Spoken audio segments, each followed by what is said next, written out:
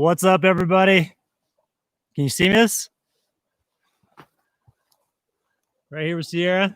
She's got this big old bone that we found today, this big old elk bone. So, oh boy, look at you. There you go. All right. She's running away from me. I don't think that she's come here, girl. Come here. Come over here. Come on, show us your bone. Come here. She's taking off. All right, what's up, everybody? Here, hang on. Let me grab the webcam here and turn it around. So I'm at my campsite here. This is the same campsite that I was at on Sunday night where I was going to do the live stream. I ended up going into Salida, and it took too much time to run errands. And so I didn't get back here till like 8 o'clock at night. And then it was raining and all that stuff. So it's probably good I didn't do the live stream on Sunday. But let's see. Wanted to show you all the stream that I have here next to camp. So I've got my truck set up just right here. And it's real nice area. The only thing is there's a bunch of free range cows that got up in here. If you see, like, let me show you the grass here. It looks like somebody took a weed whacker to it. Like right here, all that stuff that looks trimmed. And that's where the cows have been coming in, and there's a like a gate down there, and the gate is open, like this fence is down. So the cows are coming up here, and they're kind of going through all the different areas here eating stuff. But I've got there's this little cold plunge pool up here that I want to show you all. So let's walk up here. And this area was an old gold mine. So you see all these tailings right here from the digging. That's all tailings there from the gold mine. So, and then over here is where the water stream is. So this is the spring that comes out of the mountain. And there's my little cold plunge pool right there. And then up here, if we can keep the signal, it comes right out of the mountain right up here. So like right, make sure I don't fall. Right there is where it's coming out of the mountain. You can see actually like the little plants in there. Now you can't really because of the reflection. The plants are kind of moving a little bit. So anyway, this is where I've been getting my water. And it's been really nice up here. It's been really good weather because it's been super hot down the valley. So up here it's been like, I don't know, I'd say like maybe 80 at max during the day, but then in the afternoon the clouds come in and just cool everything off. So it's really nice. And Sierra's just been chilling. I forgot to get her a probiotic though when I was in town the other day. I went into town. It was actually kind of cool. So the guy that I first ever had an appointment with in the business world when I got out of college, his name's David Bubes. He's retired. We've kept in touch, and he called me and was like, or messaged me and was like, hey, would you want to get together? I haven't seen him in like a decade. He's like, you want to get together? And he's like, I'll be rolling through Salida. I was like, yeah, man. So we went and had lunch, and then I forgot to get Sierra's probiotic. So we're gonna have to roll in town and get that. So anyway, let's get caught up on some stuff here. Chad, yeah, we got a lot of storms, but the thing was we didn't get a lot of moisture. Like they lifted the fire ban, but now they're thinking about starting it up again because it's just dry. And we had storms roll through, but it just didn't have the accumulation that we were hoping. And so things dried out again. It's already dry up here, and it like rained all week last week. Well, off and on, but it just wasn't accumulation. So let's see. Jim, thanks, man. Thanks that you like my channel. Mary Gonzalez, hi back at you. Jennifer Inman, hello. All right, cool. Let's see. I want to show you guys this cabin. So with the gold mine over here, there was a utility cabin, and I don't think this was lived in. I think this was like kind of like the shack where they had all the tools. Because right here is where the base of the gold mine is, and you've got a little cabin here. And so you can tell that what they did was, you can see the cross cuts they did to make these planks, and they just nailed them to a tree. And so when the tree grew, you can see how on the side here, if we look at it from the side angle, it's definitely angled. So as the tree grew, it kind of grew at cattywampus. But I wouldn't think that this would be a cabin because there's no insulation or anything in here at all. And usually with the log cabins that you see that are inhabited, you know, it's like the full-on round logs because those provide a lot of insulation. It's just like siding. And then if you look over here with the doorway coming in to the little shed, I mean, you just have to think that this was just like some sort of like tool shed, you know, that they would use for the different different deals. But Tamia, thank you very much for the $50 there. I appreciate that. But yeah, it's just kind of cool having this over here. And then if you look up this way, if you look up over here, you'll see these blonde, there's like this blonde looking dirt, and that's all the tailings from the mines. And so we will walk up here a little bit more. Like if you're rolling around Colorado and you see like, you know, stuff like that, that's like mining debris. So they would just take it and just dump it on the ground. But things over here have been going real good. I mean, I've just been hanging out, and I've got Tyler coming up this weekend. He was one of the guys that I did the Tundra walk around with, and he's the one that has a family. And so he's coming up with his kids, and I think he's got like a brother coming in town or something like that. And we're all going to be up here hanging out. Tyler, what's up, dude? So anyway, yeah, so Tyler's coming up, so we'll all be hanging. And little Sierra here, she's munching down on her bones. Look at that, that's a big old bone there, isn't it, girl? So she's been having a ton of fun up here. It's been so much fun with her because she's running around like crazy, super energetic. I just think she's happy to be back out and like hiking and everything. Because when we winter camp, it's fun, but we hunker down and there's not much of activity. And she's a pretty active dog, and so I think that with her being out here and just kind of having free reign of this place, and she kind of chases the cows a little bit when they come up here, and so they play that game all day long. And I've been actually working on my truck. I've been trying to get my truck parts in, but unfortunately, I've got to postpone my appointment another month to get all of the parts in because nothing's coming in time. Which is kind of crazy because I started ordering that stuff in March, but it's all good. So let's see. I think what I may do is roll and get into the truck here. Sierra's just over the way, and we could totally see her. So let me get in here. We can chat and answer some questions and stuff. All right, cool. All right. So let's do this. Let's do that. All right, cool. Yeah, so my goal is to get all of my truck upgrades done by November. I want it done by the election because, I don't know, with the way things have been going lately, I kind of think that more crazy stuff might hit the fan. And so it'd be nice to have my truck ready to roll with all the stuff. So like basically what I'm getting is if you guys remember in the Tundra videos, you know, that awesome back bumper that they have that has the swing out that comes out. And then you've got the spare tire on the back. And then I've got the options to where I've got 2 jerry cans. So I'll do one with water and one with gasoline, you know, if I'm going to plan to stay out. And then there's also a 5-pound propane tank on there on the back. And then the drop down table. So when I kick out my tailgate, you know, I slide out my extension, and that kind of negates truck camping because the awesome thing about truck camping is being able to use your tailgate, you know, to work on gear or whatever. And then you hop in your truck at night and then close your tailgate and you're good to go. But with my slide out extension, you know, it covers the tailgate. So it's going to be so nice to have a table again that lines up perfectly like, you know, like an L with the tailgate here. And so I can work on stuff there. And then, you know, for cooking, it's just going to be easy just to throw my little 2-burner stove on the drop down table, hook it up to the propane tank with just a little connector and just be done with it. Not carry those 1-pound propane tanks around anymore or anything like that. And then I've got the rear locker because like the 2005 Toyota Tacoma came with a limited slip differential in the back, and it's not as good as a locker.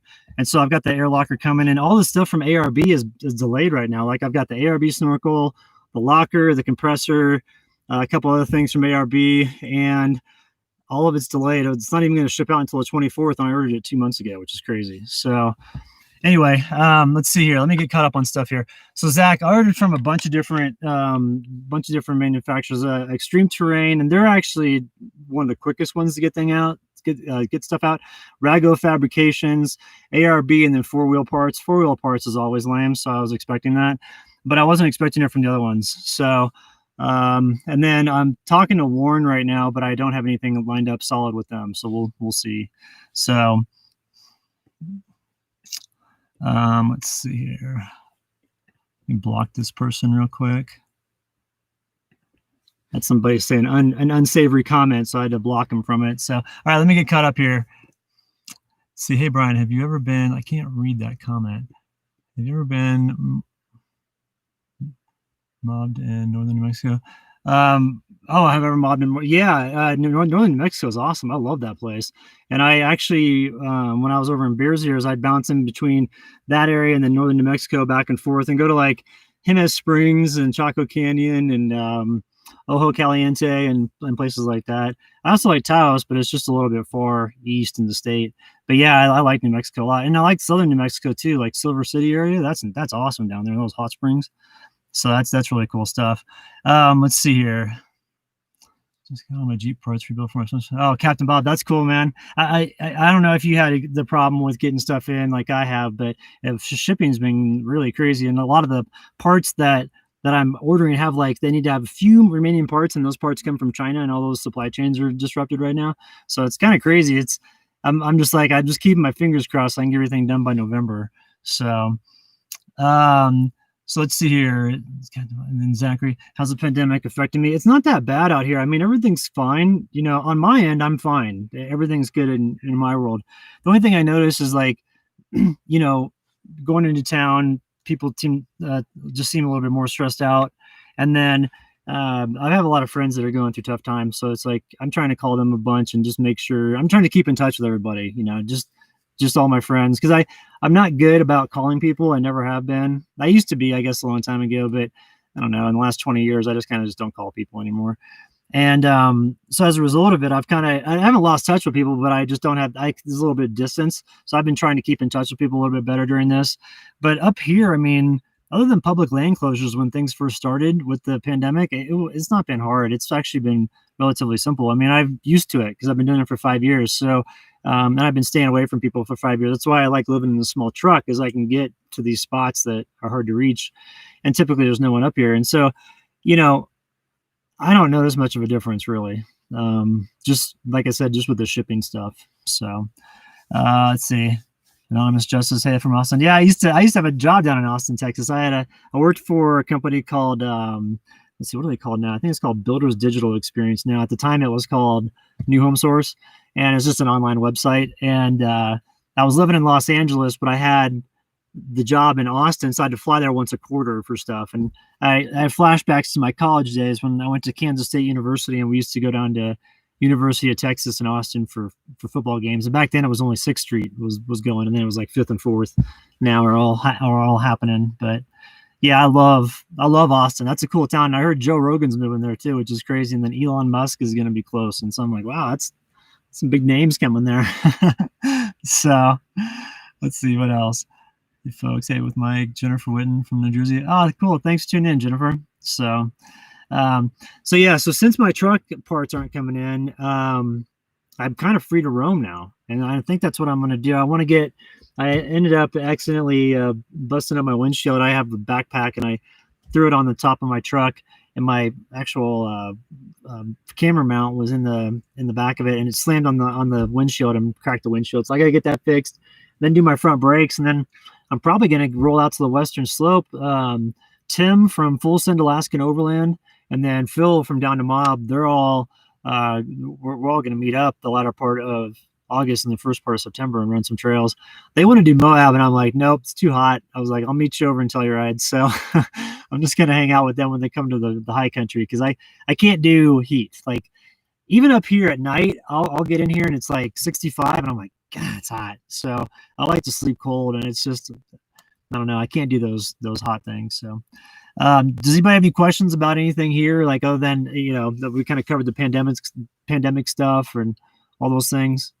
I was curious if anybody had a chance to tune into that monthly income report video I did, and what y'all thought about that. Because I'd like to do that every month, and just like give people updates and let people know it's like possible to put together income out here. You kind of have to put together a bunch of different streams of income.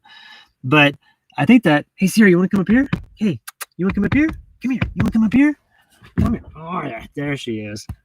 Good girl. You want to sit here? Okay, just come over. Okay. All right. Whoops. There she goes. But anyway, if people liked that video series, I don't mind doing that every month, and I wouldn't mind doing that. I'm not going to talk about the actual numbers that I'm making in each category, because I think that's kind of personal. But I will get the percentages like I was talking about on that first video. I know, baby girl. She's all amped up over here, breathing heavy, so I don't know what she was doing out there. So much. Oh, I know, girl. And how much fun was she in the video the other day? I guess it was the Sunday video when she was all jumping around the back seat and stuff. I mean, that morning she couldn't even sit still. She was so excited to like go outside and play and stuff. So she's been fun lately. It's been a lot of fun being up here. But going forward, like I was saying, I'm gonna hook up with Phil and Tim from Down to Mob and Full Alaskan Overland, and then after that, just get hopefully if my truck parts come in, I can get that done, and then I want to kind of do like a hot springs tour in the fall. I'd like to spend October going through New Mexico and just hitting up different hot springs and just kind of hanging out and doing all that stuff. So we'll see. I mean, I don't know. What the future has in store. It's kind of funny because I always try to make plans and they always change. That's the one thing about living this way is like your lifestyle. You have to be super flexible because things change on a fly. And I found like it's probably best for me to not make plans, because if I do make plans, I always have to change them. So, all right, let's see what else is here. Is this still going? Because it seems like the chat froze up on me, so I don't know if this is still going or not. If it is, let me know, but with just like a comment. But so like I was saying, after this, I'm going to leave here. I'm going to take off after this weekend after I hang out with Tyler, and I'm going to go fish some areas that are just around the corner here. There's a lake that I can hike into that has greenback cutthroats. And if you all caught that 10 car video, I want to show like how to use it out in the field, because I was talking about it here at camp, but I think it's better to show it when you're actually out, out and about. So I'm going to do that. And I don't know if this is on.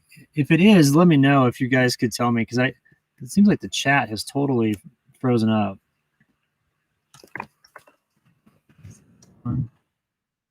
Oh, it is. Crap.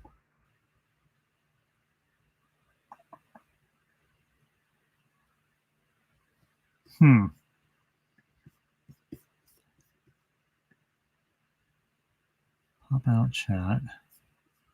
Let's see here. Oh, okay, cool. There it is. Okay, that's what it was. It was frozen on the thing over there. And I was thinking, I'm like, no one's talking. I'm like, I think I'm disconnected here, but we're good. So, all right, cool. Let's see here. Okay, so I got some stuff to get caught up on here. Because I was wondering, I'm like, there's nobody commenting anything, and usually there's comments and stuff. So let's see here. Let me go all the way back.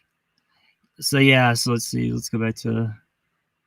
So yeah, Kevin, you were saying that Austin is crazy expensive. Man, I remember in college, I went down there. I think it was in '94 was when the Big 12 conference was formed, and before that was the Big 8. And so the Southwest Conference schools came into there, and going to Austin was a blast. And I remember driving around town, and we were looking at homes. It was like, dude, this place is cheap to live down here. And I can only imagine now with all the tech companies just how crazy it is. So, hey, what's up, Ray?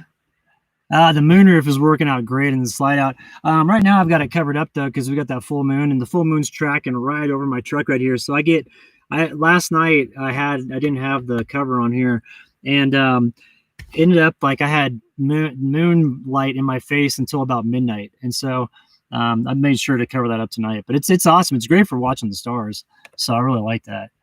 Let's see here. So he's got an Iron Man awning. Sweet. I've not checked those out. I'll have to look at that. I was actually thinking about it. I need to get a 270-degree awning for my truck. So my awning, the ARB one that I have, is finally on its last leg. So I think it's time to replace that. So let's see. Black Widow Overland, Eddie Jackson, Wyoming. Not Not yet. I was planning on doing that this year. I've got some friends who live over in Driggs, Idaho, and so I was going to go up and see them, and then hit over to, to Jackson and the Grand Tetons and all that stuff. But after COVID hit, I was like, I'm just going to stick around the areas that I know, because that way I know I can get away from people. I know areas where there's still spots that not a lot of people go, and so I figured I can save that adventuring for when things kind of are a little bit more flexible, and I don't want to get stuck out in any spots and have it be, have them shut down. So I figure I just kind of stick around the Four Corners area and like kind of bounce around here. And then when the weather starts getting colder here, head down into New Mexico a little bit, and then come back and then get my full on winter camping on. And I'm thinking about changing up tents this winter, because I've got that Bighorn 3 that I've used for the last couple of winters. But that thing's huge. And I was thinking it'd kind of be cool to get a tent, like a canvas tent or some sort of style tent that has a floor in it, but I could put it on top of snow, and then have like snow stakes snow anchors, just bury them in the snow, and then have it to where, I've got like a smaller stove that I can work with, and I wouldn't have so much gear that I carry in here. Because that's the one thing about the wintertime is that when I have my move day and I move my winter camp, it's an all day affair. And I mean, I play it off like it's no big deal, but it's an ass kicker. And it's one of those things that I think that if I got a smaller tent and one that was a little bit more easy to set up and quicker to break down, then I could bounce around to more areas and not just stay in just a few designated spots. Because that big tent, you kind of have to have it level in order for it all to stake out properly. And if not, there's slack in the floor, and there's slack in the walls and everything, and the wind can make it all noisy. And so I just think having a smaller tent would be useful. And there's like Ellis tents over in Durango, which is really awesome. They've got some good stuff. And then there's like this Russian company that hit me up, and it's funny. They sent me a message and it was all in Russian. I'm like, wow, I don't know what you're talking about. So I wrote back. I'm like, if you could write back in English, that'd be cool, because I don't know what you're saying. And they sent it back over, and they were like saying that they've got this tent that they want me to try out, so I might do that. But I don't know. We'll see what the plan is for the wintertime. I'm excited though, because I love winter camping, and I was thinking that if I go into southern New Mexico and then kind of knock that out earlier, sooner rather than later, then I can get back up here and maybe start winter camping in Crested Butte, because the snow in Crested Butte starts flying early. Now I was out there last year working until October, and we were getting snow the last 2 weeks until I quit working for the town. And so, I get snow early and they get accumulation. Like after I left, they had an 18-inch snowstorm like the following day. And so if I get out there like mid-October, I can get into some good snow, and then transition over into like the San Luis Valley and Chaffee County and Arkansas River Valley. Maybe even do some stuff up by Leadville. But if I have that tent that's a little bit more easy to set up and easier to work with, then I can kind of blow and go. So we'll see. Let's see here. Also waiting on some hello from Virginia Beach. Virginia Beach. I've never been there. I've heard it's awesome. Watching Dynamob, it says, "Oh, awesome." Is Dynamob? Is he doing a live stream, or is it just a video? Oh, cool. I'm glad y'all liked that video. That video that I did with Sierra last Sunday, that was a fun one. So, for chat, how long did it take me to use elevation? I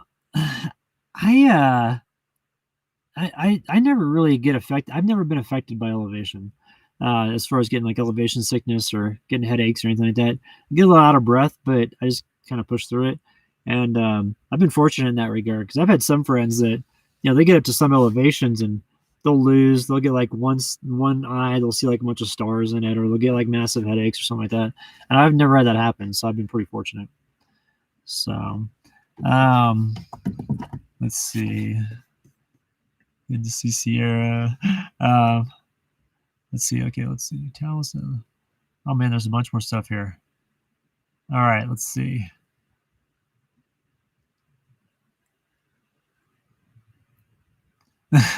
Linda, come get me for the Hot Springs tour. Yeah, the Kodiak tent. I mean, that's a good one too, but it's big, and that's I'm looking at like. Let me see if I can pull it up here.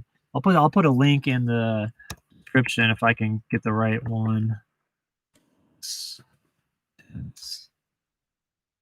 I'm thinking of something real small that would be something to where I would literally sleep on the floor. Let's see here, the prairie tent. So it would be something similar to like, let's see, is that the one? The range tent.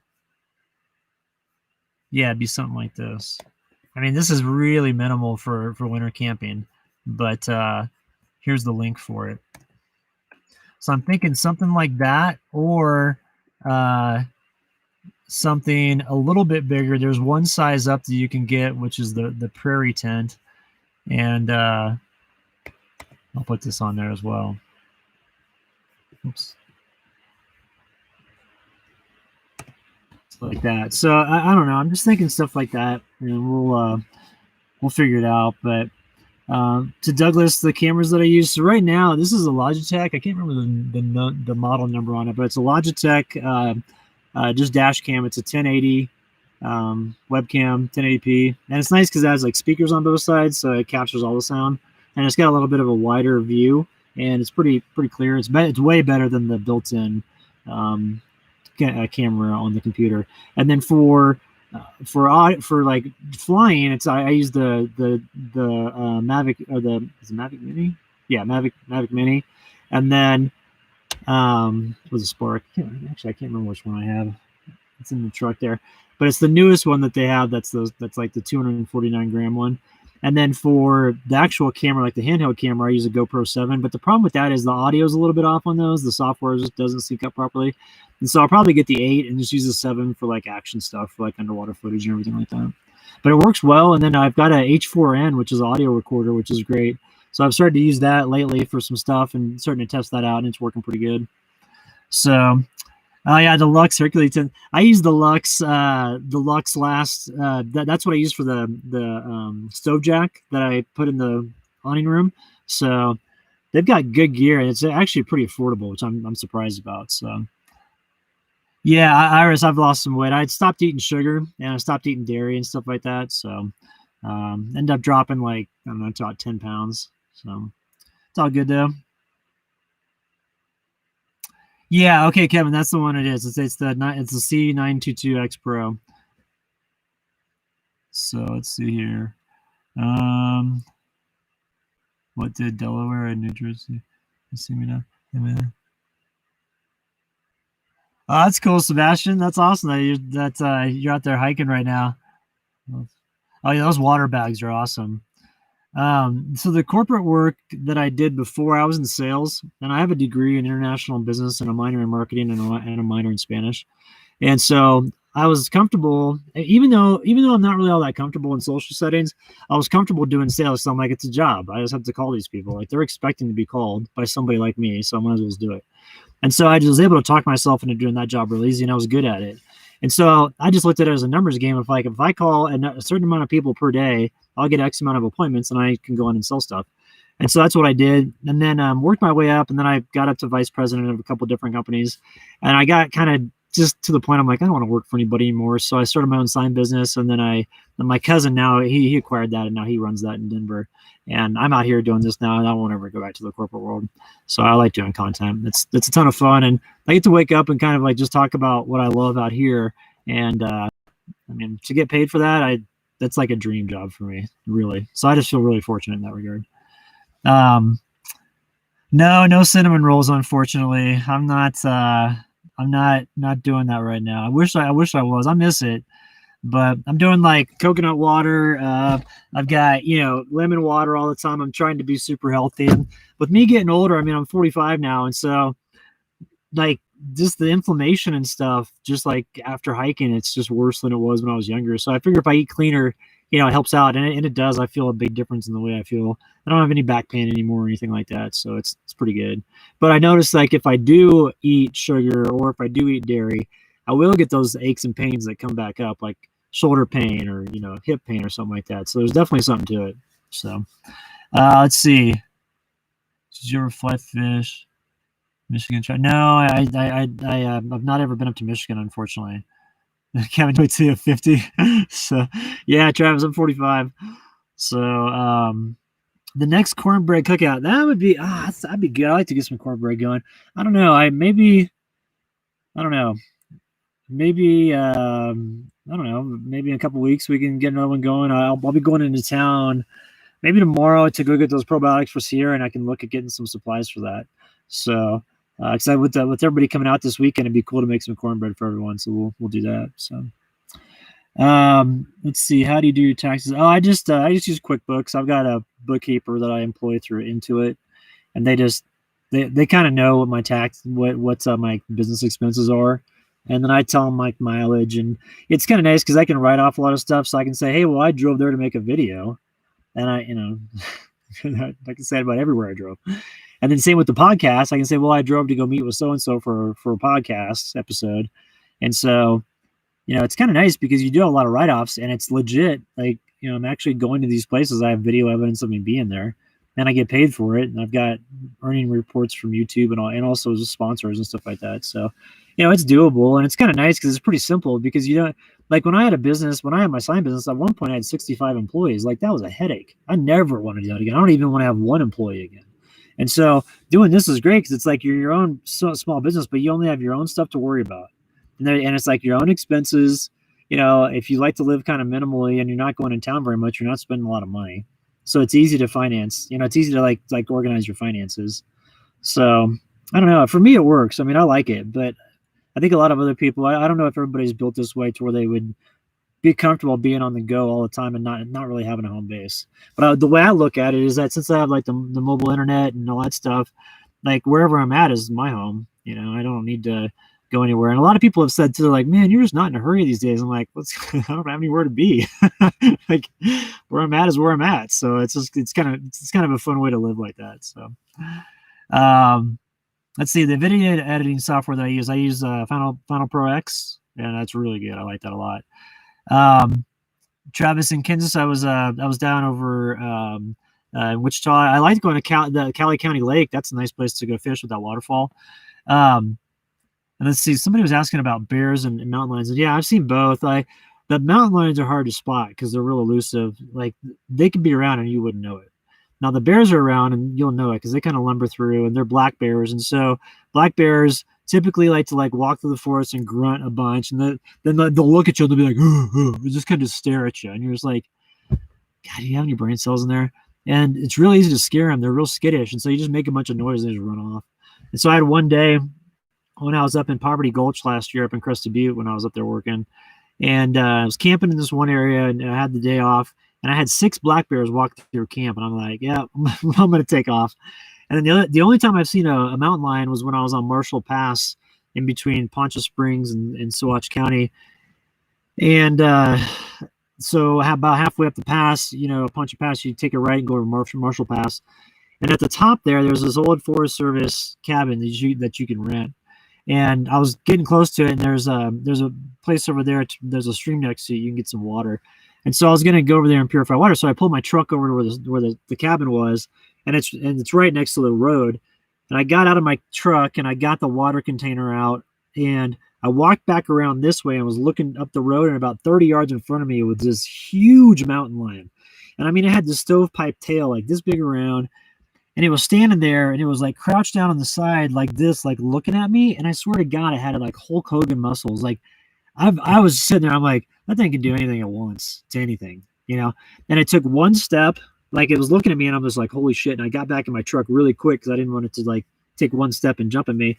I took one step and jumped up a 15-foot cliff and then was just gone. And I was like, that's an apex predator because bears are really agile. They're not even close to being agile like that. Like those mountain lions are crazy. So the way you can tell if you're in an area with mountain lions is that if there's a bunch of carcasses pulled up underneath trees or into trees like deer bones and stuff like that, you'll know you're in mountain lion territory. Because what will happen is they'll pick out an area and they'll pull all their stuff in there. And so you'll see one over here, one over there, one up in the tree, all that stuff, and you'll think like, all right, I'm in their actual territory right now. I need to get the hell out of here. And you look up because they're always on upper areas looking down at you. So every once in a while you can spot them like that. I've never spotted one like that, but I did get into one area where I looked around and I was like, there are 8 carcasses right here. I was like, there's probably a mountain lion around the corner. So, the thing about those animals that scare me is like there's no predictable pattern, and if they decide to come after you, you just have to fight and hope that they leave you alone because they're just like the ninjas of the forest. So, let's see what else we got here. Oh, that's cool. Adventure experience. I'm over in the Collegiate Peaks right now. So I was waiting for my truck. I was going to take my truck in on Monday of, next week and get all my stuff done. But I called all the companies today that were sending the parts, and nobody's sent it except for Ragu Fabrications. They sent the mount for the dual air compressor that I have for my truck. But other than that, nothing else has been sent. So I'm like, well, I can roll out of here. So after this weekend, when I'm done camping with Tyler and his family, I'm gonna probably, I don't know, maybe go on to the San Juans or something like that. I like to go and hit the Hippie Dip hot spring over in Pagosa Springs. I haven't hit the hot springs in a while. So let's see what else. So here a while back, stunning. Oh, hey, what's up, Lady Alex? Yeah, that's true. I mean, it's a 180-pound animal. It could be up to 200. I mean, those things are just so, they're just the apex predators out here. It's crazy to see them. So, yeah, Josh, that definitely, I'm not going to let it slow me down. It's just that I just noticed, like, between like 42 and 45, the morning aches and pains got exponentially bigger or just worse, or whatever you're going to say it. So I finally realized, I'm like, man, I got to change my diet, because it's got to be the food that I'm putting in here. Because like, I started thinking, I'm like, allergies is all inflammation, and it would be kind of like similar feelings when I have allergies. So I'm like, so if I can reduce my inflammation from the food that I eat, then I'll be good to go. And reducing, like, cutting the sugar out was hard, because like you just have crackhead days where you want to just eat everything on the planet. But after you get over that hump, you do feel a lot better. And like the mental clarity and all that stuff, it's great. So let's see. Let me hide this person. Let's see. Okay, so Jason, no, I've never been camping up in Canada, but I did go up to Victoria Island, and then also over to Apex Mountain and went snowboarding. That was back when I was right out of college, so that was really cool up there. And Travis, I don't see eagles very often. I'm disappointed that I wish I would. I want to see more eagles, and I want to see more owls. I hear owls hooting all the time in the forest, and I've never seen one. So it'd be so cool to see those animals, because I think those big birds like that, those big powerful birds, that's just on a different level. It's super cool. So let's see. Oh, cool. Yeah, if I've not fished Pagosa Adventure Experience, I'll have to check that out. So the hot springs tour. All right, we're gonna start in northern New Mexico and work our way south. So no, to Katjira TV, I haven't had any more creepy experiences lately, and I've really only had 3 instances, 3 different experiences the whole time I've been out that have been weird, and one of them I know was a human, because I busted the guy stealing my cooler. But the 2 other experiences, there was one that obviously the one that I've got on the video, and another one was when I was hiking through the forest, and I came across all these trees, and it was in the Holy Cross Wilderness area, kind of near Notch Mountain, if anybody's familiar with that area. And so on the other side of Notch Mountain, there's this lake, and it's Lake Patricia, and around that lake, pretty far away from it, like I'd say maybe about 200 yards, I was just kind of walking around, and I came across all these trees that were about like this big around, that were pulled out of the ground and stuck in upside down. And I thought, that's not normal. Like, at first I thought, I'm like, wow, there must have been a crazy avalanche through here. I'm like, it's not going to pull them out of the ground and then stick them down. And see, the thing about it is, a lot of those trees, especially up at the high elevation like that, the root system is real shallow. So something could pull it out and then stick it upside down. But you're not going to have a person do that. No one's going to be back there doing that to like half a dozen trees and putting them in a crude order. And so that was another time where I just was in there and I was just like, yeah, this doesn't feel right. And I just grabbed my backpack and left. So, but most of the times everything's fine. So I've only had a few instances. To Upper Jim, no, I've not been up to the Upper Peninsula, but I'd love to go. I hear it's incredible. So that's definitely on my list. So let's see here. I'm trying to grizzly at Johnson Creek. Oh man, Lance, I would not want to run into a grizzly, dude. That's my one fear, is like, having like in the middle of the night, I'll be camping somewhere where they're in grizzly country, and having like a grizzly like right here, just like banging on the back. I would just freak out. I don't know what I'd do. So let's see, what else have we got? So Travis, no, I didn't do any training for Sierra. She just kind of just followed my lead. There were a few times where I had to like get on her case a little bit and be stern, but once I do that, she'd get it each time. So I think she's a pretty smart breed. I mean, it's the cattle dog mix, and I want to do a genetics test and figure out exactly what she is, because she's a great dog. And I mean, like, we're so in tune now. She can, like, I'll be out hiking, or actually, if you look at the video, the Sunday video, when I'm pulling up to my friend Rick's ranch to get the AC 200, and I look left and then I look right, Sierra follows the same movements, and I've noticed she does that with me a lot. And so it's kind of like we're kind of like two peas in a pod with that. So it's fun. And then in the morning time, she's a blast. I mean, it's like waking up in here is so much fun. She gets all running around, well, not running around, but like moving around, and feet are up in the air. She's licking my face and wanting to go outside, and it's just a ton of fun. So I have a good time with her. Let's see what else. A curveball question. Yeah, Taylor, I think you totally could. I don't think there'd be any limitations, because with the vehicles and stuff, you can modify them, and then you come out here, and as long as you have the gear to get around on terrain that's a little bit more uneven, you'd be set. So yeah, man, I think you'd totally kill it. I mean, and the great thing is too, now with like technology, if I'm back here, I'm solo. If I fall and break my leg, I can hit my GPS button and someone comes here. Like that, to have that technology available, and just to have connectivity with cell service in most areas and stuff like that, it's just an extra security blanket. So that's a nice added layer of knowing that, like, if something goes down back here, there's ways to get me out. It's not like 1970. If you're truck camping by yourself, you're gonna just die. So it's nice to have that. So yeah, I think you should totally do it, dude. And I think if you were interested in putting that online, it'd be a cool story to follow. So let's see. Washington State, not yet. I was planning on being up there this year, and then COVID hit. So, Jonathan, I'll be up there probably. I'd like to be up there, I don't know, by next year, if everything's kind of settled down by then. So we'll see. Let's see. And then Douglas, yeah, I would like to go up to Canada in the future. I got some friends that live in. Let's see. I actually have friends all over up there, and then I've got some friends in Alaska too. So it'd be kind of cool to go up there. It's been like a summer, and then go up in Alaska, and then come back down and get back in the lower 48 by winter. So let's see here. I've headed to Red Feather Lake. Oh, cool. Yeah, I've been to Red Feather Lakes and fished those. Those are good lakes. There's lots of good fish up there. So let's see. It's got more crowd in the backcountry since you started. There's like an ebb and flow. Isaac, to answer your question, there's a lot of people in the van areas. Okay, like the 4x4 truck camping is still not. It's not. There's no one back here, really. Like when you get back to the really hard 4x4 areas, but like the van life areas, like if I drive right down the hill here and go to where the trail turns into like more of a just like a passenger car trail, that place is slammed with people. But I've been up here, and today was the first day that I've seen somebody this week. And I've been up here all week, just chilling out. So there was a guy and gal that hiked by earlier, and they were camping down there in a van, and so that was my motivation to not get a van, because I was like, you can only go so far with that, and then if you have it tricked out to where you've got the road shower on the side and the panel on the top and all that stuff, people know that you're full-time in that or living in it.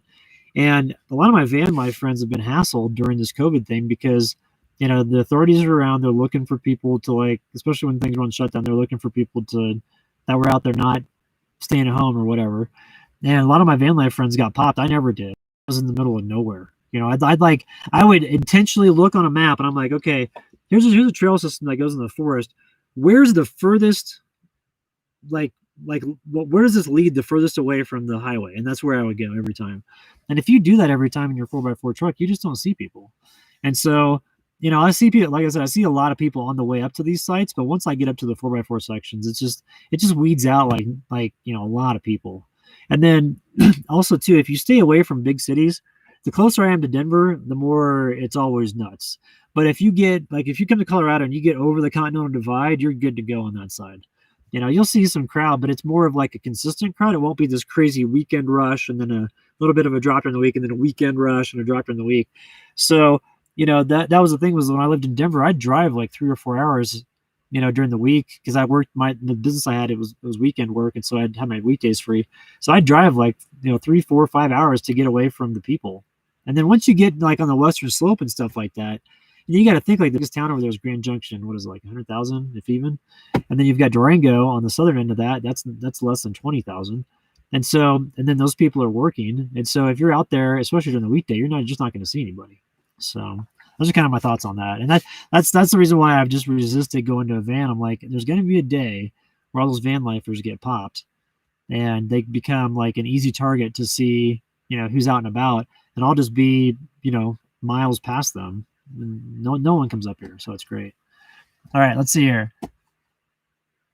Oh, yeah. Is the mic still, sorry if it's bad. I don't know if it's bad or not. All right, let's see here. Do you carry a weapon? Oh yeah, I always carry a weapon. I always carry multiple weapons. Do you see many hikers? Yeah, Josh, I was actually kind of surprised with that because the CDT is usually it's like, maybe 400, 500 people. Man, when I was camping over there, I was seeing like anywhere from 4 to 10 people a day. And I was like, wow. So I think a lot of people were, thinking like, hey, I've got time off. I'm not working.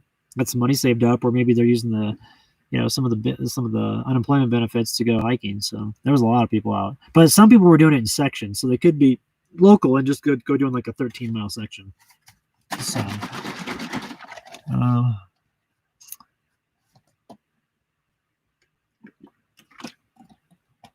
oh, Irish Queen, that's cool. You started van life during the pandemic. That's awesome.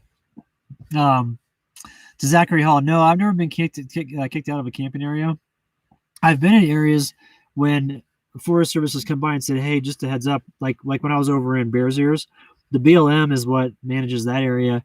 And I know those guys because I was working out there last year and or 2 years ago. And they came by and they're like, hey, just a heads up, like in 3 days, we have to shut down the county for camping because the COVID cases spiked. They're like, we're just driving around to give everybody heads up. I was like, oh, okay, thanks. And then I just rolled on to Sedona after that.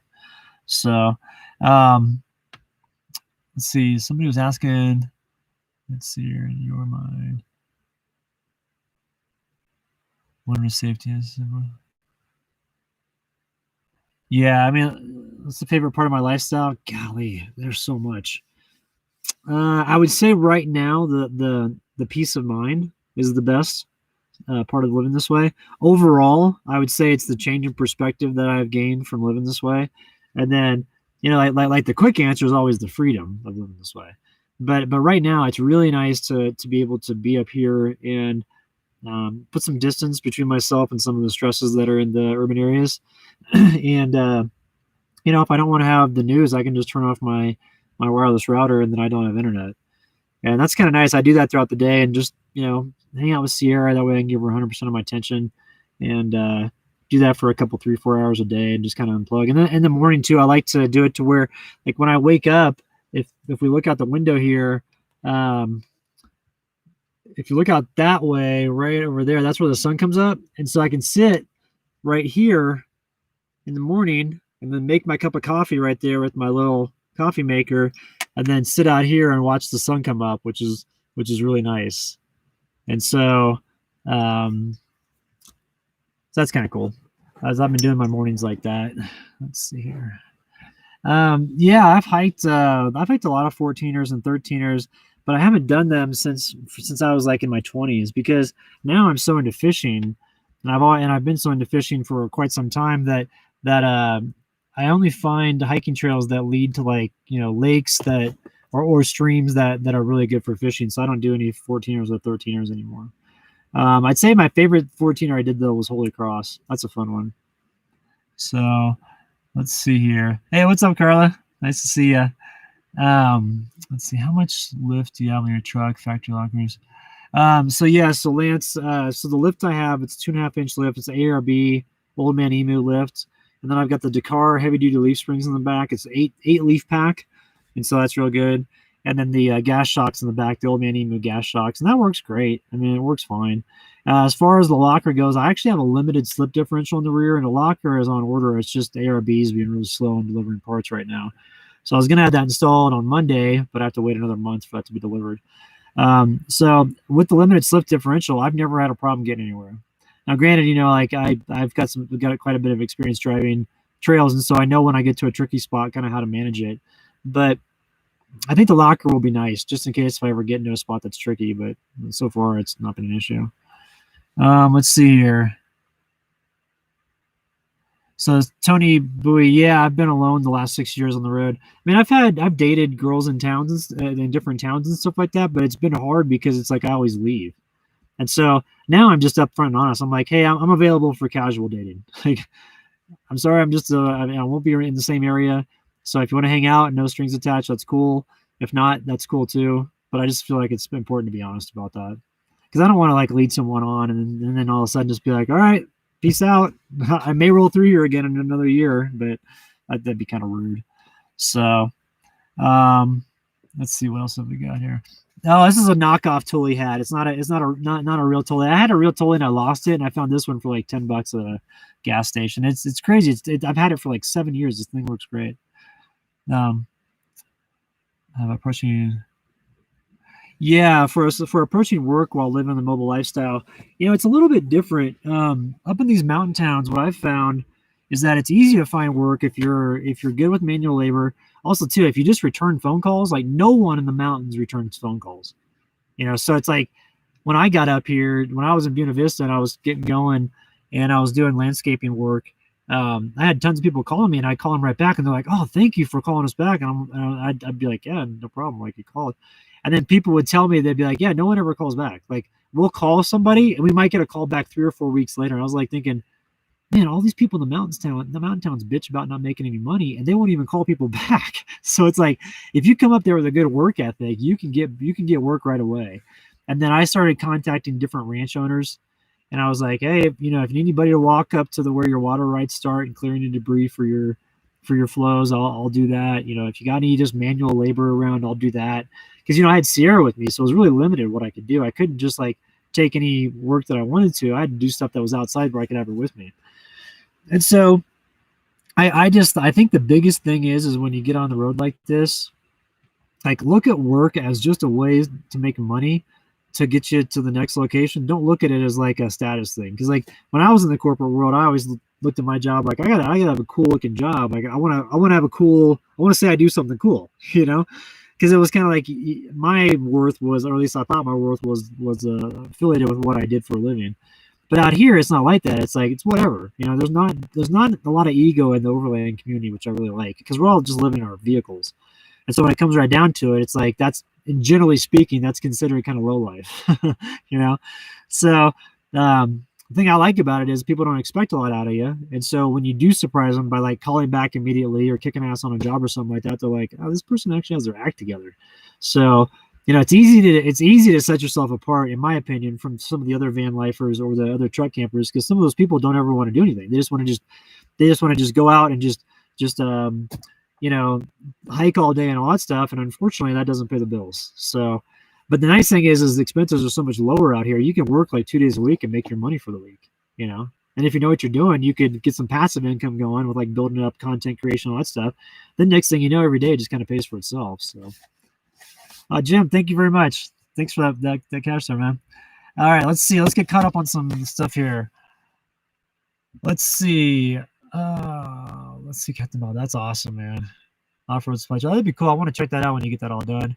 To Tony, let's see. I'm most afraid of falling when I'm out there on a trail. There was one time where I've got these hiking boots that I really like, but the one problem with them is that the loops where the hiking boot, the hiking strings, the shoestrings come out. The loops are really big. So if you're hiking and you've got big loops on like your shoelaces, it could potentially grab one of those loops and then you could fall forward. That happened to me one time when I had a 50-pound pack on, and I fell on a rock and I ended up fracturing 2 ribs in my chest. And I was thinking to myself, I'm like, wow. I was just totally going along. No, everything was fine. Walking along, everything was cool. All of a sudden, I hit that, and boom! And it's like my situation went from I was having a great day to I was like, I don't know if I can walk out of here. Like my chest hurts so bad, I couldn't push up, and so I had to like roll over and then undo my pack and then get up and then walk down and then have some friends come back up and fetch my pack later. And that got me to thinking. I'm like, it's not the big stuff out here that gets you; it's the small things. And I started thinking, I'm like, tripping, choking on something. I mean, if you're by yourself and you choke on something, that could be it, being out on a trail and having a trail be unstable and you fall off, your vehicle goes off the edge, stuff like that. It's like, things that you wouldn't really plan for. I mean, I think like the getting attacked by a bear or a mountain lion is really, really, really statistically almost non-existent. I mean, it could happen, but I think the bigger thing is like the mistakes that you would make. Like some sort of like I was saying, tripping or something like that. So, you could also eat something. Oh, I was making that trout the other day, and I had the cayenne pepper, and the top wasn't coming off. I'm like, oh, I'll just poke a little hole in here and just pull it up. When I poked a hole in it, it all came out because it was pressurized because I was up at 11,000 feet, and it blinded me. And luckily, I had my water right there with me. But like, what would happen then if I'm up at 11,000 feet and I was camping next to a cliff? I didn't have my bearings about me. My eyesight completely got jacked up with a bunch of cayenne pepper in it. And luckily, my whole Nalgene bottle was there, and I was able to just dump it on my face and get that off. But it's like, it's stuff like that you don't plan for, that you never think about, So, all right, let's see here. Need to catch up here with Laura. I can't feel late. How's Sierra? Sierra's doing great. She's sitting here. She's sleeping now. She's all crashed out next to me. So she's had a fun day of running around. We found an elk bone this morning when we were out on our morning walk after breakfast, and so she's been playing with that thing all day long. And we started the live stream with her gnawing on the elk bone, so that was kind of fun. So let's see here. Let me go back here. All right, someone asked about health insurance. Okay, yeah. So I use for health insurance on the road. I use Christian Health. Is it Christian Health Ministries? Yeah, Christian Health Ministries. It's $150 a month, and what it is, it's a like a co-payment, like a co-sharing payment deal, to where if you have surgery or anything like that, you do pay out of pocket, but you pay cash, and so it's a lot lower, and then you get reimbursed within 4 weeks. And so when I had my knee surgery, they reimbursed us, I think, in like 3 weeks afterwards, and it was in full. And so the only part of that service I couldn't negotiate down was the anesthesiologist, and I was like, yeah, I think I want to keep that one at full rate. I want to make sure the anesthesiologist doesn't cut any corners on this one. But everything else was nuts. I mean, like the medical facility where I had my knee done, the doctor was like, yeah, I usually charge like, I think it was $9,000 for the surgery, which the surgery lasts 20 minutes. $9,000 for the surgery, and since I was paying cash, I got it for $1,058, which was crazy. And then the facility itself, to be in there for 2 hours, was going to cost something like $4,000, and I think I got it down to like $800 or something like that. But it's that Christian Health Ministries works well, and it's considered, back when there was a penalty, it's considered a health insurance as well. So that's good. And you don't have to be part of a church. You just sign up for it, and just if something comes up, you just like put in all your receipts and you're good to go. So let's see. Let's go back here. Let's see how many panels. I've got 200 watts of solar coming in. I've got 2 panels. I've got a folding suitcase panel, which is actually right out there on the ground. And then I've got another panel that's on the roof. And that works well. That I'd say 200 watts is really good for one person or a couple that doesn't use a ton of energy. Because like on my energy draws, I've got, the computer, which that pulls a lot of power. So the computer I'll charge up maybe like twice throughout the day if I'm doing content. The GoPro and everything is nothing to charge. The main thing is just like running the fridge and then running my router all the time. And then if I have anything else, like if I run I've got a little hand vacuum cleaner. If I run that, that's a big power draw, stuff like that. But if you have 200 watts coming in throughout the day, you'll ramp up, you'll replenish enough of your battery during the day in the summertime to where you won't drain it all at night, and you'll be good to go. So, nomads ever take on lighter? Well, I don't know, Linda. I've never done it, so, but I mean, I'm always down to meet up with people. So, for Travis, I had my plica band removed in my right knee. I tore my plica band. The plica band is weird. It's like the appendix of the knee. There's really no reason to have it, and not everybody has it. It's like half of the people have it, and it's packed full of nerves. And I ripped it on a hike. I was coming down this one area, and I planted my foot, and I turned, and when I did, my knee turned and my foot didn't, and so I felt it rip. And after that, it was crazy. I mean, that hurt so bad that you couldn't even walk downhill. So it was nuts. So I had to get that removed. And so for the outdoor gear sponsors, JD, yeah. So I've kind of been switching gears. I was with like BioLite, and then I was working with, let's see, I'm still working with WeBoost. I like them a lot. But I've kind of upgraded everything. Now I'm working with Dometic. I just started working with them. I'm talking to Warren Winch as well. So Warren Industries. And then trying to up my game. I'm trying to get in with Toyota, but that's just a huge nut to crack. So I think that's going to take some more time. I think by year 10, I'll finally be in there with them. But I've put out some information to some other outdoor companies, some other brands that'll come on board. I got sponsored this month from the Access Fund, which is a climbing nonprofit that just makes sure that climbing access stays open for the general public for all these different public lands. So I got that, and then I got Harry's again, the shaving company. I contracted 3 more runs with them throughout the rest of the year, and then I got let's see, what else did I get? Well, like Max Oak, the Blue Eddy company, they give me all my solar stuff, and so it's been fun. I mean, it's cool. I kind of piecemeal stuff together, and now I don't entertain every offer that comes my way, because there's a lot of stuff like Amazon resellers that try to get you to do stuff for them. You're like, nah. So it's like I'm only trying to work with the big brands now, and I wish the smaller brands good luck and everything, but I want the big brands because I feel like if I put those out there, people will respond well to them, and I might get more companies that line up for it because they pay well. I mean, like, for on my channel right now, for a channel my size with 90,000 subscribers and with an average view duration of about 10 minutes per video, I can command $1,000 for a 60-second read on my videos. And so that's what I tell them. I just tell them my rates that. And if it's a company that's not an outdoor company, I double that rate. And then if they want to do a dedicated video to where it's like a 12-minute video all just about their stuff, that price is about $3,000. So, but I've only done the 60-second integrations. I've not done a full video yet. And I don't know if I will, just because I like the integration part of it, because I like to keep my videos fun and kind of more about the lifestyle as opposed to product. But if there's something that's really cool that comes across that I want to feature, then I may do it. So, what do you do with the winter with a pack with lack of sun? Well, I try to. There's a couple things in the winter. The biggest power draw in the winter is my fridge. But the nice thing about it is that at nighttime I just put it in the vestibule, and it doesn't draw anything because it gets cold enough out there, so it just stays normal temperature.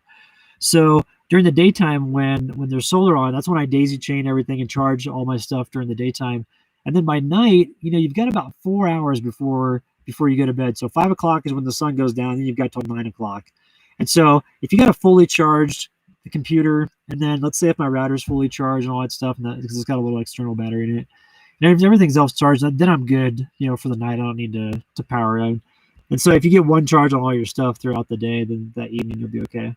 But what I typically do is I'll sit around the stove at night and just listen to podcasts, and that doesn't take any energy because I have this phone. It's not hooked up. It's just the phone that I use to run the drone, and I'll take this and load up a bunch of podcasts on it and just jam that out. And that takes no battery draw. So,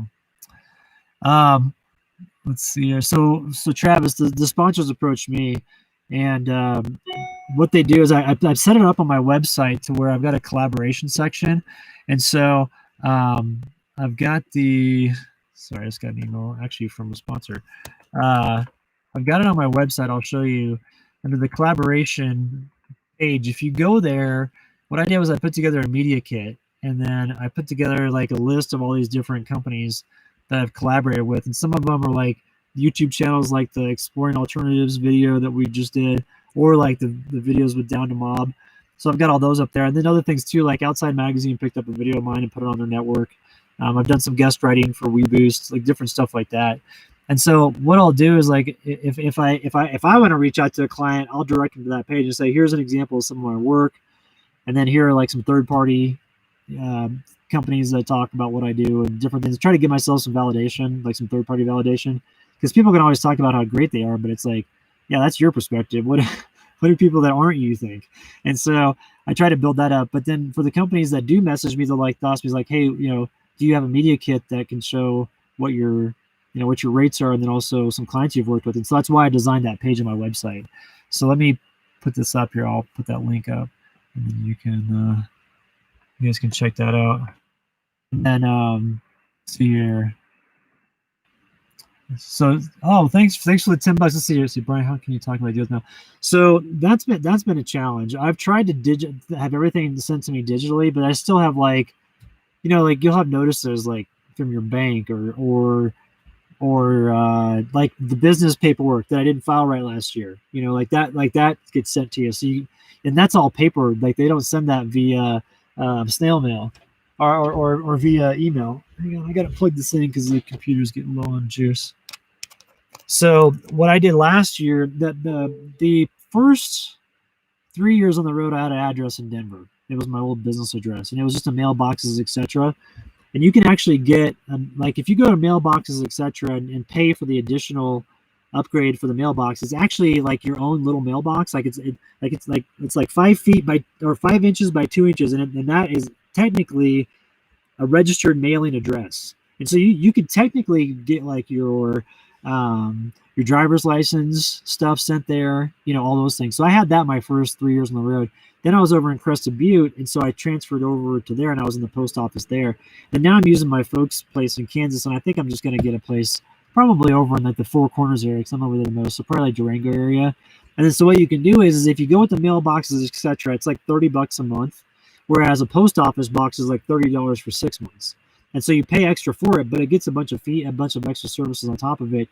You can call them up, and you can say, hey, at like the mailboxes, etc., where you're at, hey, like every week I'd like to have my mail sent to this address, and they'll just forward it to you. You pay a little bit extra for it. You pay for obviously the extra postage and everything, but they'll forward your mail to you. Or you can say like, hey, I'm going to be at this post office. Can you send all my stuff here general delivery? Because you can get things sent to your post office general delivery, and you can pick it up for free.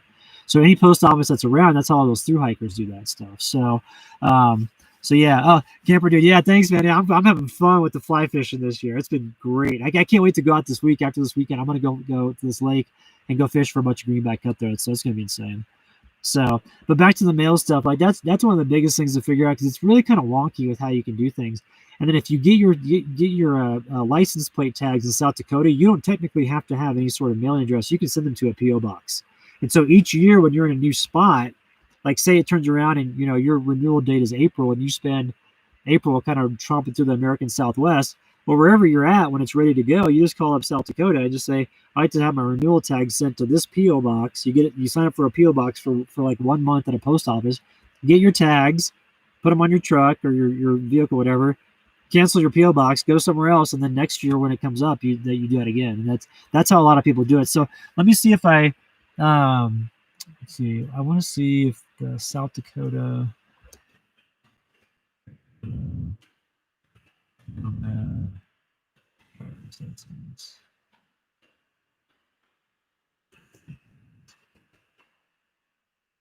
See if I can find a quick link on this to.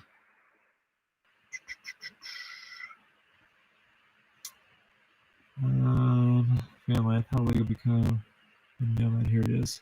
So here's one of them. This was put up on January 29th of this year, and it talks about how to legally become a nomad from a guy exploring rabbit holes. Which I'll have to check out this website. It looks like a good one. But he has a section here on the South Dakota stuff, and so that'd be a good one to check out.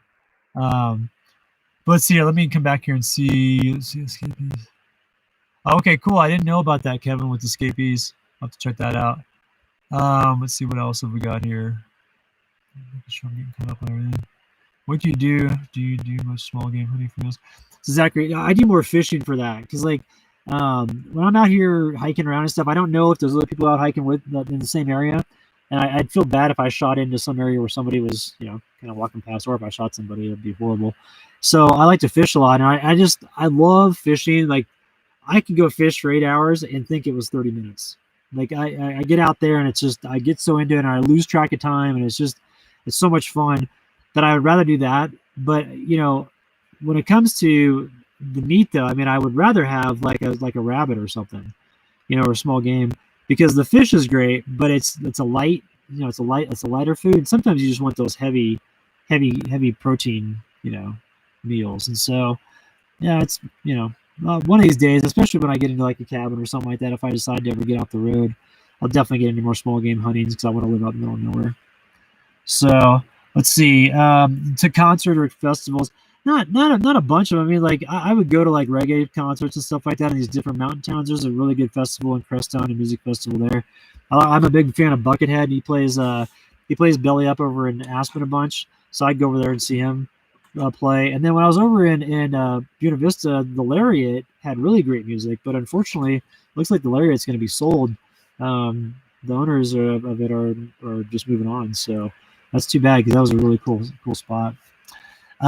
Let's see. Yeah, Shred Guitar. That's true, Travis. Buckethead's insane. Oh, that's cool. You've seen Buckethead live. I love Buckethead, man. I've seen him like 6 times or 7 times now live, and it's just so good. That guy's crazy. The way he plays guitar is just insane. That's good. Let's see, Upper Jim. I don't know Steamboat at all. I've only been up there once. I always go south of I-70. So anything in like south of I-70 or southwest Colorado, I know it all. But up there, I just don't know that area at all. I went up there once to go hit up the hot springs. That was it. So let's see. No, Charles. I live in my truck full time. I've been out here for, well, I'm going on 6 years now. So I used to have a house in Denver. I ditched it July 5th, 2015. Let's see. Yeah, all fuzzy peaches. I definitely indulge in marijuana. I actually have got this really great CBD THC pain cream that is like the best stuff on the planet. So like when I'm done hiking, I always put it on.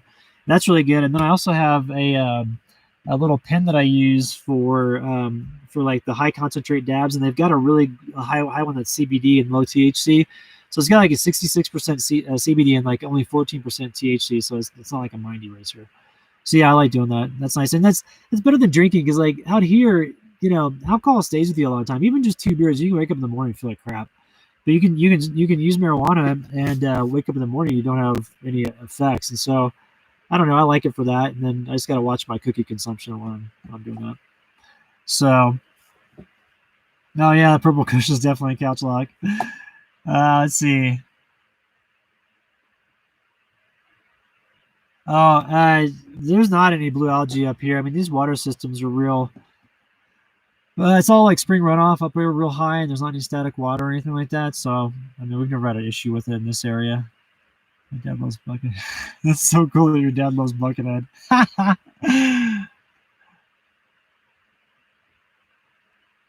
Oh yeah, I actually heard that about indigenous people, about how they have like everybody has a place in those societies and they don't feel lost. And then if somebody does get down in the dumps or feel bad about themselves, the whole community rallies around them and builds them up, and like within a couple of days they're good to go. So I think that's pretty interesting. And I think out here too, like everybody I run into out back here is in a great mood, and it seems to be a lot better mindset than a lot of other people that I run to that are in other situations. And so I think it just helps me out in nature. So it's pretty cool. Let's see what else we got. I have a crossbow, wasn't a Fred barrel only. Oh, nice. No, the tea doesn't have any psilocybin in it. It's just it's like Four Sigmatic, you know, that company that does all those different teas. And then I would do Paul Stamets has like it's called Host Defense, like different types of fungus supplements. So I use those. Let's see.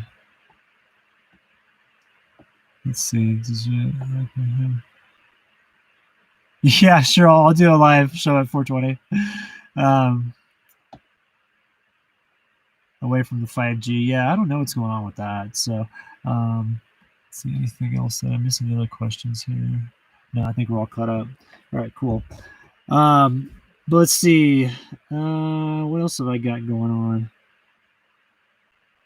So the Dometic Fridge, the new one that they're going to send me the 45, and it's the new type of fridge that they've come out with. And I was able to, I told them, I was like, hey, if I'm gonna do videos and stuff like that, I was like, I want to do something more than just trade for a fridge and some money. Like I want to do it to where I can offer the people that tune in, I can offer them like an incentive if they want to get a fridge. And so they offered free shipping with it. So I have a code. It's off grid in all cap letters. And I'm going to put this on my website. And I'll include this in all the video descriptions too. So like all these new codes that I get that can help people with discounts with stuff, I'll include it in all the descriptions of the videos. And so if people are wanting to buy a fridge, you know, you can knock like $80 off from the shipping because the shipping on it is just ridiculous. And so I was able to negotiate that with them. And then with the other companies like Warren and the different like ARB for the truck parts, I've tried to like ask them about that sort of stuff, and I just immediately get shot down because I think that they just have so much business coming in. But I'll continue to do it with the other companies and see what I can get. What I'd like to do is get, like the Bedrock sandals company, these sandals that I use, which are, I guess they're outside of the best sandals on the planet. Those things are great for hiking. And if I could get like discounts on that sort of stuff, and then discounts on just like apparel gear that we'd all use out there. That's what I want to get. So I'll continue. I'll continue trying to get more discount codes, and I'll just keep putting them up. That way we can all, take advantage of that stuff. So let's see here.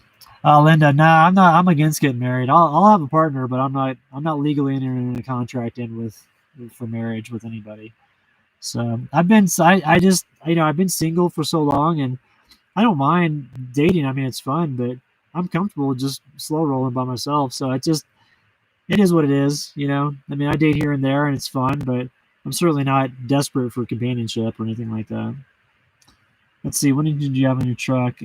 So I've got the 4-liter engine, Jay. I've got it's the 4-liter V6, 245 horsepower engine. That's the sport model that I have in my truck, and it works. And it works great. I mean, it's a powerful engine. Gets me around plenty of places, plenty of climbing power. So yeah, it'd be cool to get a discount knockoff on Tully hats. So. See what else. Trout is one of the best.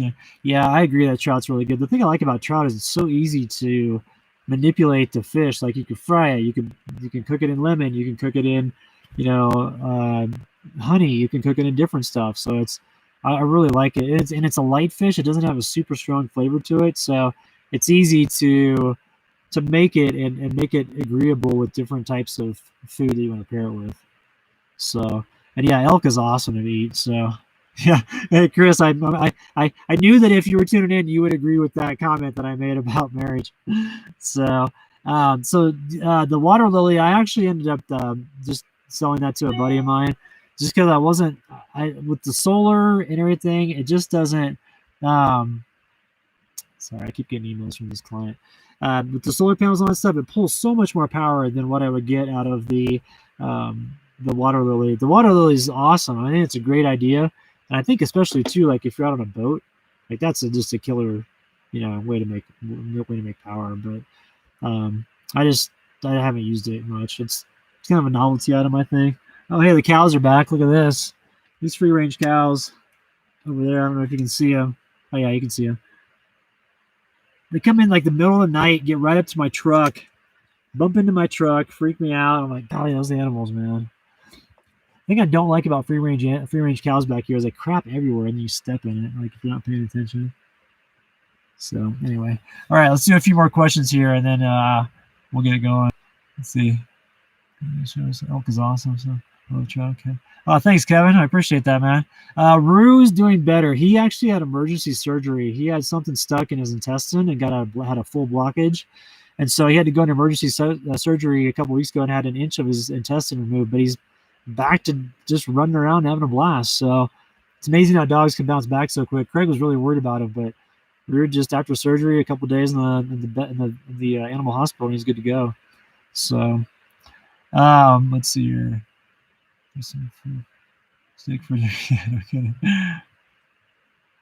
Oh, cool. That's awesome. So Richie's outdoors. My brother lives down in Leapers Fork, Tennessee. So I like going out there. Tennessee's awesome. The history and just the scenery with the rolling hills and the moss on the trees and everything. That's really pretty. So let's see what else we got. There's a few. Oh, show's over. Cows came home. Yeah, that's funny. Let's see what else we got. Where's Sierra? Sierra's just right here. She's just chilling. She just woke up from a nap. She's watching the cows out there. She usually goes and bum rushes them and tries to scare them off or anything like that. So let's see here. So if you have any issues with critters, I've not had issues with that. I've been lucky. The wiring in my truck has never been attacked by marmots or squirrels or anybody or any small ground animals like that. So, you'll hear them every once in a while. They'll get up and you can hear them hop onto like the leaf springs, and then I can hear them hop up behind like the quarter panel right here, between the quarter panel and the bed of the truck, and they're like a squirrel will be like scratching through, and I'll just hit like the side of the bed of the truck, and the squirrel will just leave. So what's up, girl? Sierra's now up and at him. she looks away right when the camera goes on her. Let's see here. All right, let's see. Do I play instruments? No. I used to. I took piano lessons a bunch when I was a kid. My mom made me take them, but I don't play any instruments now. So let's see. Watching from Melbourne, Australia. Oh, that's cool. Welcome from Australia. That's awesome. Let's see. We need to do a podcast on Jerry. Yeah, I'd love to do a podcast on Jerry. I actually messaged them like a year ago. I was like, yeah, I'm a truck camper. I love Colorado. I'd love to tell Joe all about it. And never heard back. But we'll see. Maybe one of these days I'll get out there. That'd be kind of cool. So, all right. All right. Is there anything else that y'all want to ask? I think I'm going to log off here and do some dinner and take Sierra for a walk after that. So, I just wanted to see if there's anything that you guys want me to answer real quick before we log off for the evening. So, I'm thinking next week I'll camp in a spot next week where I've got good reception, and we'll do another live stream. So I'll maybe like midweek we'll shoot on maybe like a Wednesday. So be on the lookout for something like that. And I'll put it up on the channel. I'll put it up in that little community thing. So I don't know if y'all check those community sections of each person's page, but I can post like an actual like a Facebook post on YouTube kind of. And so I post up there, and then also obviously on the page you can see it. It'll say there's a live stream coming up. So all right, cool. Well, thanks everybody for tuning in. This was awesome. We had a lot of people on, and that was fun. So I really enjoyed doing that. Oh yeah, and then if y'all want to hang out on another live stream, I do a more intimate live stream on Patreon. So that's every Monday. So the link for Patreon is in the video description below. Then any level gets you on there. You don't have to sign up for any particular one, to get the access to that. It's all good. So you get access to the Patreon podcast. I've got like a map of all the places I camp. I update the map. I need to update it this week. I've been putting in fire lookout towers this week about places to rent. And it's basically just a place for me to give you more information of like what to do in the backcountry and where to go and all that stuff. So it's fun because it's more of an intimate group, and we have a little bit more of a structured conversation. I can bring people over into the chat. It's a little bit different software I use, so it's kind of cool. So my Spanish now is horrible. I need to get caught up on. I actually looked at signing up for classes before COVID hit. So all right, cool. I'm gonna log off and do dinner. So but thanks for everybody for tuning in, and we'll do another one next week. So I'll have a new video up probably. I don't know. I might have one up by tomorrow. If not, it's Saturday. So be on the lookout for that. And we'll do a live stream midweek next week. So, all right, we're gonna log off here. I want to say goodbye to Sierra. What's that, girl? You go outside and go run around. Oh, okay, let's go run around. All right, we're gonna log off and go run around. Y'all have a good evening.